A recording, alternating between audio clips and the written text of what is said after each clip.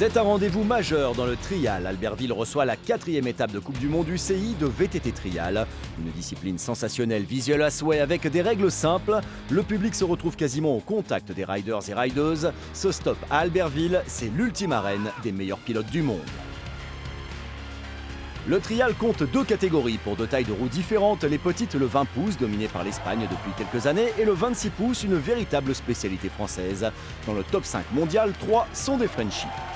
Albertville, un tracé compact niché en plein centre-ville historique. La force de ce sport, c'est de pouvoir se produire au cœur des cités. Le parfait mix entre sport outdoor et pratique urbaine.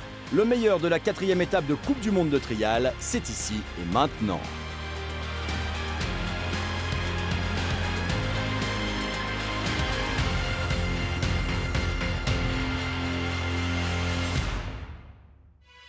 On est en centre-ville avec des super belles zones créées pour l'événement, donc c'est vraiment un parcours super original et varié, avec un gros accent qui a été mis sur la déco, donc vraiment on est impatient d'attaquer.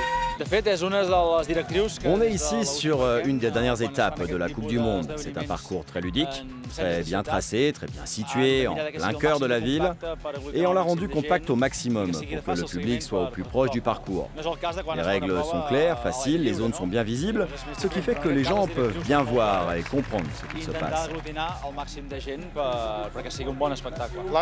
Est-ce que c'est important d'être au cœur du public? Oui, évidemment. Ça ne met pas de pression et mieux les gens voient, mieux c'est. Je ne sais pas dire quelle sera la plus difficile. À vrai dire, toutes ces zones sont très belles, très techniques. Je vais voir comment je tire mon épingle du jeu. Pour moi, vraiment, c'est la meilleure Coupe du Monde en termes de parcours. Ça va être une jolie bataille. Les zones, elles sont vraiment difficiles. Les zones ici, on arrive à avoir du très varié, mais par contre, on est toujours sur l'obstacle qui est relativement franc et massif et volumineux. Donc il y a la dimension affective, on va dire, qui rentre en ligne de compte, parce que les obstacles sont parfois un peu flippants. Moi j'adore ça, donc c'est visuel, c'est beau, c'est vraiment une belle signature de la part de cette organisation. C'est extrême. Il y a de l'engagement, il y a de l'engagement personnel. Des fois on se retrouve à plus de 3 mètres de haut sur une poutre qui fait 20 cm de large, donc automatiquement il y a un gros engagement personnel et physique. C'est toujours bien que le niveau monte, que le parcours monte.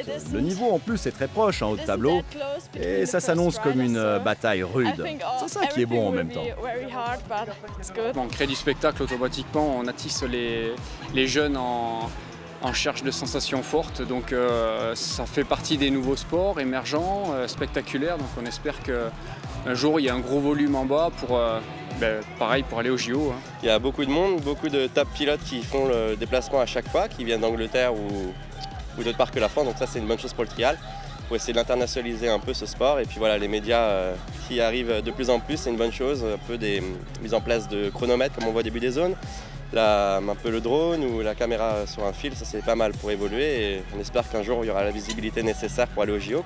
Donc nous on évolue, les matériels aussi, les jeunes évoluent aussi, donc le niveau monte, donc nous entre guillemets les vieux on essaye de suivre, on essaie de faire monter le niveau, mais c'est vrai qu'avec les années ça monte, tant mieux, c'est bien, ça fait partie du sport aussi, mais bon voilà, après c'est de plus en plus dur à suivre la cadence, mais on est encore là donc on va essayer.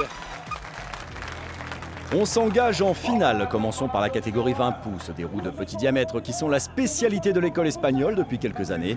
Il y a 5 zones à franchir que les meilleurs pilotes inspectent et reconnaissent. 4 hommes semblent à l'aise sur ce tracé d'Albertville, concocté par Allroad, 2 Espagnols, un Allemand et un Suisse. Benito Ross sur la zone 1, gare à la gaffe, une zone en honneur au personnage de bande dessinée de Franquin. Ross porte le maillot rouge et blanc de leader du général, mais là, ce fut un cauchemar pour tous, une zone où ils ont sorti 5 points en série.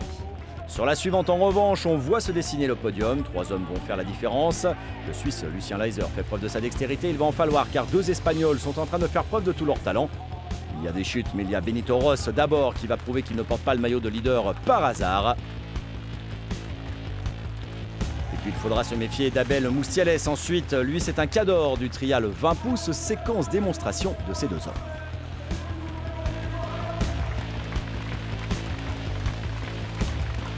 Sur la zone 3, les troncs, zone piégeuse s'il en est. Dominique Oswald, allemand, prend un 2e 5. Difficile d'aller chercher un podium. Iona Recio, l'autre espagnol en finale, reste en course.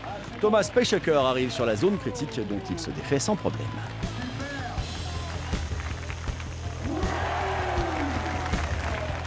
Lucien Leiser sort une zone à 0 points, aucune pénalité. Petit coup de pression sur le duo espagnol en tête. Mais Benito Rose va faire preuve de répondant en sortant la même, le run parfait.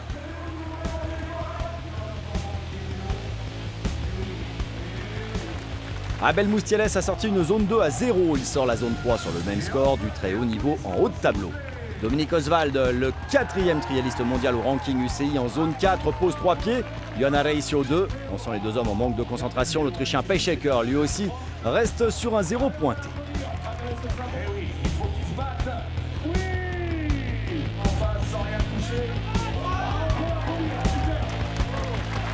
Idem pour Lucien Leiser qui pilote avec la tête, préférant ne pas prendre de risque, il sort 2 points. Au tour de Rose de faire la différence, il va commettre quelques menues fautes, 2 points en sortie.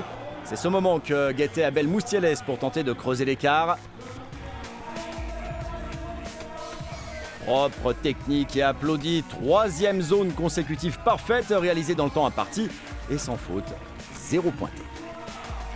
Cette dernière zone pourtant redoutée sera celle de Johanna Reisio. Il assure le spectacle et ne met pas un point. Si Leiser fait plus d'une faute désormais, il y aura 3 Espagnols sur le podium. Le voilà Lucien Leiser, il va supporter la pression. 1 point et le voilà, 3e du jour. Dans le duel de tête, ce sera la dernière zone vierge au compteur pour Ross. Autour de Moustielès Dialé, grosse concentration, grand spectacle, 4 zones sans faute. Évidemment, cela mérite le podium de la Coupe du Monde UCI de trial à Albertville. Oui, je suis très content parce que d'abord, faire un podium en Coupe du Monde, c'est quelque chose. Emporter le classement général, ça pourrait être autre chose. Et là, je me suis bien positionné pour la fin de la saison. Autour des filles d'aller faire couiner les 20 pouces, beaucoup de nationalités différentes. Le top mondial était là, la Belge Perrine de Vaïve rate quelque peu son entrée en finale. Il y a aussi une Française âgée de 17 ans et qui a fait montre d'un grand appétit pour le haut niveau. Manon Basville sera 5e aujourd'hui, mais elle a montré de vraies qualités de top pilote. Pour l'heure, c'est Nina Reichenbach qui survole les débats cette saison. L'Allemande porte le maillot rouge et blanc de leader du général, virevoltante et précise. Autre prétendante permanente à la gagne, Tatiana Janikova, la Slovaque. Elles sont souvent à la bagarre, ces deux filles, mais là, ça ne passe pas. Beaucoup trop de fautes pour la Slovaque.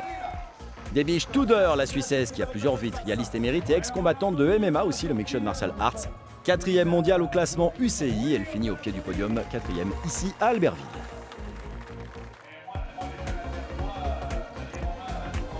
Tatiana Janikova va se battre malgré quelques erreurs. Elle est à la lutte pour la seconde marche du podium. À la lutte avec une rideuse venue de loin, Janine Youngfels, l'Australienne. Avec elle, c'est tout ou rien aujourd'hui. Des zones à 5 points, des zones à 0 points. Zone parfaite donc pour la 3e marche. Derrière, ça rame un peu. Malgré une dernière zone impeccable, le podium ne bougera pas sur cette dernière zone. Reichenbach l'emporte, suivi de Janikova et Youngfels. Aujourd'hui, je crois que j'ai parfaitement ridé. Les zones étaient vraiment sympathiques et puis j'ai surveillé toutes les autres sur les zones. L'une après l'autre, le niveau était relevé, mais j'avais de super sensations sur le vélo, ce qui a fait la différence et je suis super contente de l'emporter. Elle est considérée comme la discipline phare du VTT Trial, la catégorie 26 pouces, longtemps chasse gardée des pilotes français. Mais un certain Jack Carty, sujet de Sa Majesté, a décidé de modifier la donne ces derniers temps. Rafael Tibao, l'Espagnol qui essaye de se hisser dans le top mondial, une journée compliquée pour lui, tout comme pour Nicolas Vallée et Paul Tarès. Il faut dire que le niveau requis pour affronter ce parcours de Coupe du Monde est énorme. Après arrachage de banderole, c'est out pour Tarès, Nicolas Vallée pose aussi, lui, les 2 pieds. Il est surnommé l'extraterrestre, le français Gilles Coustelier. C'est assez rare de le voir fauter, pourtant en zone 1, ça ne passe pas. 5 points. Ouch. Le tueur du jour, le voici en piste, Jack Cartier, le jersey blanc rayé de rouge, de meneur du général. C'est simple, il sera le seul à sortir cette zone à 0 points. L'autre français en finale, Vincent Hermans, lui calcule bien le coup. Niveau tactique, il préfère poser un pied et prendre 1 point seulement sur la zone. Il sécurise son score.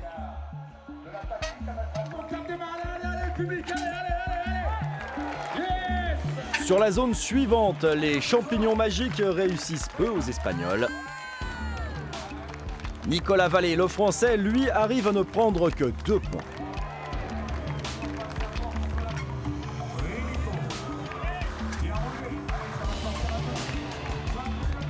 Gilles Coustelier dans ses œuvres. Jump et aïe, c'est court. Énorme désillusion pour Coustelier, 2e zone à 5 points, il n'est pas coutumier du fait. Jack Carty, lui, va prendre un seul point sur cette zone, regardez-le bien. Il se peut que ce soit l'unique point pris en finale tant ce rider est énorme dans sa maîtrise du trial. Vincent Hermans, lui, continue de gérer sa course, une zone à 2 points, tout ce qu'il faut pour rester sur le podium. Mais il va falloir une faute de Carty pour aller chercher la victoire.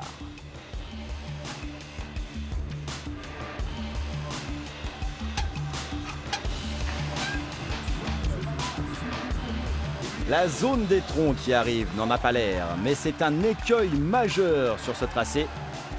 Raphaël Thibault l'affronte et rip. Paul Tarès, lui, chute. C'en est fini des Espagnols dans la course au podium. Nicolas Vallée, lui, est toujours là.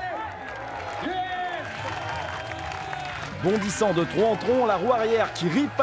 Là aussi, Vallée s'est fait piéger. Deuxième zone à 5 avec Carty qui survole et Hermans qui gère. Ça va être chaud, la course au podium. On retrouve le grand Gilles Coustelier. Il se défait des troncs avec une facilité apparente déconcertante. Un seul point de prix. Un peu de grand spectacle venu d'outre-Manche et si Jack Carty fautait. Un élément de langage qui lui est inconnu, encore un 0 point. Vincent Hermans va poser un pied là où d'autres ont chuté. Toujours une course réfléchie et intelligente pour le Français qui conforte sa seconde place. Au fur et à mesure, Nicolas Vallée trouve parfaitement ses marques sur la Coupe du Monde. Enfin des zones à 0 point, parfait. Gilles Coustelier, le retour du grand de la maîtrise. Là aussi 0 point, les Français se battent. Il est intouchable, Jack Carty ne commet pas de faute, il a course quasiment gagnée. S'il s'extrait bien de cette zone, mieux que bien sera son dicton du jour, aucune faute, encore un 0 bien mérité. Vincent Hermans tient la cadence, s'il sort un 0 ici, il s'assure une seconde place quoi qu'il arrive. La gestion de course dont il a fait preuve paye, il tente tout et réussit une zone parfaite à 0 point. Olé! Ultime occasion de briller pour Nicolas Vallée, ultime zone pour se lâcher. Ça passe, 0 point. Seulement, il y en a un autre qui ne va pas fauter. Gilles Coustelier a l'expérience et le palmarès des grands. Une zone parfaite, le voilà, troisième du jour. Allez, pour la bonne bouche, la balade du Britannique heureux et encore une zone sans faute pour Carty. Incroyable. Vincent Hermans sait que même en cas de pépin, il sera second. Et c'est tant mieux parce que pépin, il y a eu. Jack a vraiment roulé à un niveau incroyable. Du coup, honnêtement, il faut savoir se contenter de la deuxième place. C'est une belle deuxième place. Et voilà, Jack a été vraiment au-dessus du lot aujourd'hui, donc bravo à lui. Je suis toujours content de venir rider en France parce que ici les zones sont vraiment différentes, c'est un autre trial. Et là d'arriver à être dans le top 3 ici, c'est une victoire supplémentaire, c'est quelque chose de différent, une victoire qui compte. Les pilotes, femmes ou hommes, donnent un spectacle absolument remarquable. Et puis le public répond à chaque fois très très nombreux. Et on voit qu'une sorte d'osmose entre les pilotes et le public. Et c'est parfait, on voit des gens heureux tout simplement. La Coupe du Monde de VTT Trial, c'est fini, ou presque, car les heureux spectateurs ont aussi pu admirer le grain de folie de nos meilleurs riders en nocturne, un time trial à l'ambiance folle, mais chut, seuls les initiés en ont profité, vous aussi peut-être, rendez-vous en 2017.